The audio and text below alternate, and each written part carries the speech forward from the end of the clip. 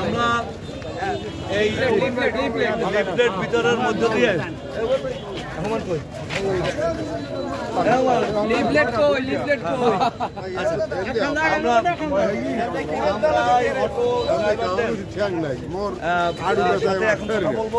ইতিমধ্যে আমরা এখানে উদ্বোধন করেছি এবং সকলকে লিফলেট দিয়েছি।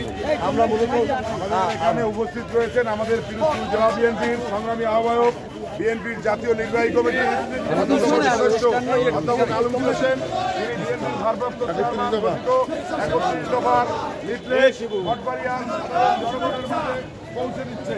আমাদের জেলা বিএনপির সম্মানিত আহ্বায়ক অধ্যাপক আলমগীর হোসেন 31 দফার লিফলেট জনসাধারণের মাঝে পৌঁছে দিচ্ছে। তারেক রহমান ঘোষিত 31 দফার লিফলেট আপনাদের কাছে পৌঁছে দিচ্ছেন জেলা বিএনপির আহ্বায়ক অধ্যাপক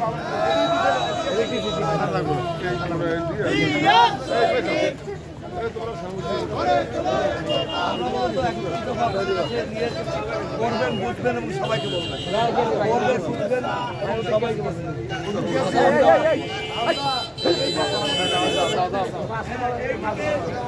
আপনারা করবেন, এটা করতে পারেন না, বিএনপি লিফলেট না।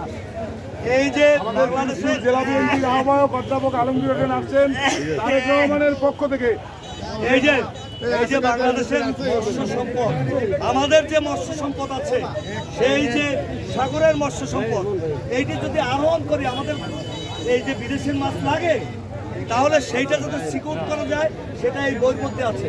এটা আপনারা করবেন এবং করে আপনারা জনগণকে বুঝাবেন যে আমাদের মৎস্য সম্পদ আমাদেরই থাকবে, বিদেশিরা যেন ভারতীয় এবং মৎস্য জাল কাজ, গ্রামগঞ্জ এই নদীর মধ্যে সকল শুধুমাত্র মৎস্যজীবীরা এই মাছ চাষ করবে।